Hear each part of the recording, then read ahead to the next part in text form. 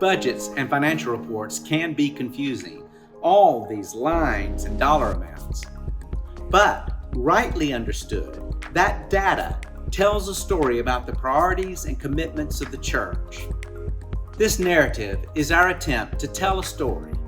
Our hope is that you share these priorities and commitments and that you embrace your part in supporting them. You will notice in hearing this story that personnel is not discussed separately as an expense item.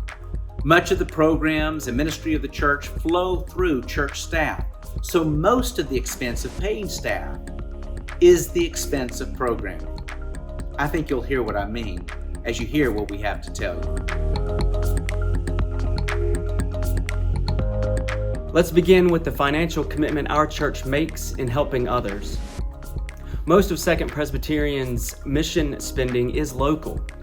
Ministries like Family Promise, Habitat for Humanity, the Presbyterian Community Center, and Ram House depend heavily on our congregation to sustain their ongoing work.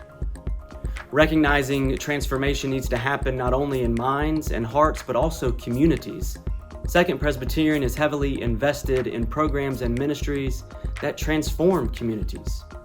Our budget also shows that our congregation has a heart for children and families at risk, which include growing mental health needs.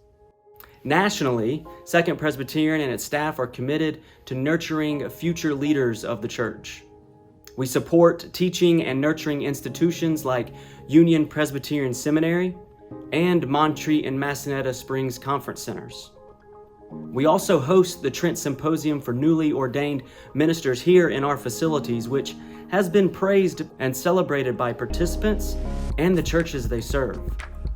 Internationally, we are helping move San Juan de la Maguana from third world realities through ministries of education, construction, and medicine. And this year, we will send the first medical mission team since the pandemic hit to the new hospital that we played a major role in building. When Jesus said that we find ourselves in losing ourselves, he was speaking the truth about churches as well. As we rose to the challenge of meeting needs during the pandemic and in successfully completing the Mission Build campaign, we have grown even more into the image of being a servant church in and for the world.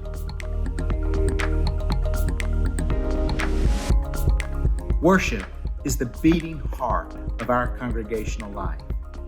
Extraordinary time and attention are given to preparing the sermon, liturgy, and music that provide worship both in person and online. We maintain inspiring worship spaces, pipe organs, pianos, and online technology. If one were to come up with a percentage of salaries tied to worship, it would range from 10 to 20% of pastoral staff time, 10% of the media and communication specialist Andrea Boone's time, and close to 100% of music staff time.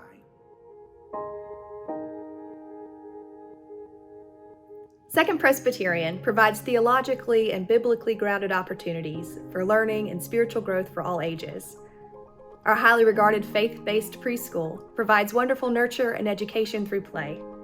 Then from Sunday schools to Bible schools, from midweek studies to retreats, we inform minds, inspire hearts, and motivate learners to follow in the way of Christ. Some of the best pastors and scholars in the nation have been brought to Second Presbyterian to teach. Children and youth are an exceptionally high priority in receiving instruction and nurture. We seek to build not only basic knowledge and understanding, but to develop critical reflection skills essential to the life of faithful discipleship.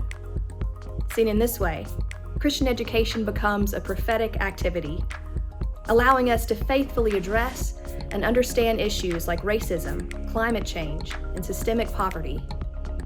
Some of our classes are taught by committed volunteers, but a good portion, roughly 10 to 30% of pastoral time and energy, is given to teaching and programmatic oversight by the ministers on staff. The church also commits resources to attaining quality curriculum and materials. Jesus said, "Love one another as I have loved you." That command has been an imperative for a Christian community of faith. In this troubling age of increasing polarization, healthy faith communities that build unity amidst diversity are needed more than ever.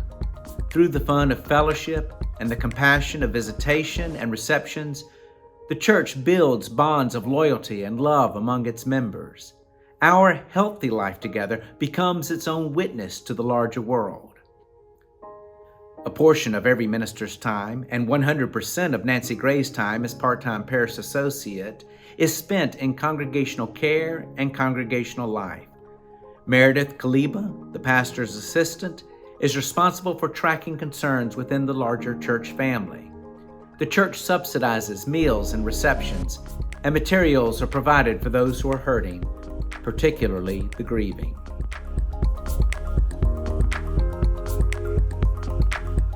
Evangelism can mean many things.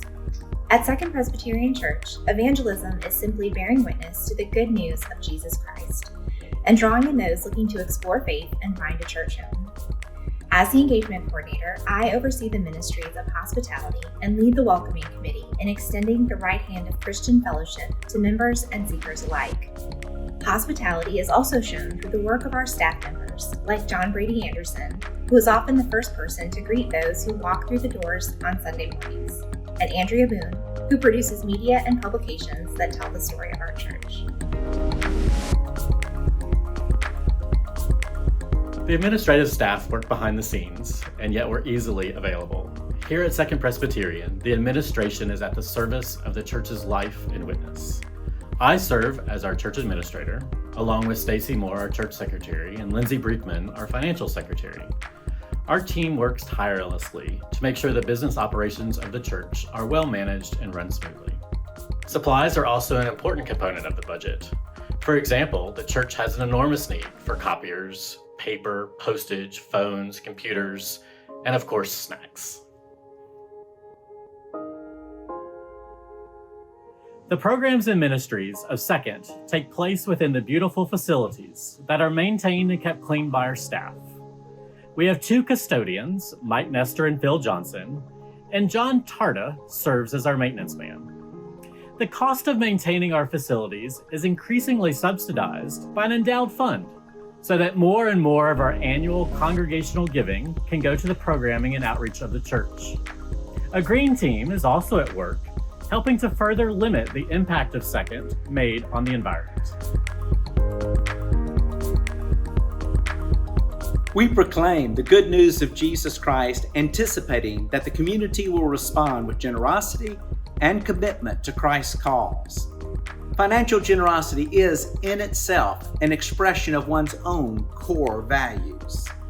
I hope that in hearing this story about Second Presbyterian Church's finances, that you will understand on a deep level that your giving has real and lasting impact.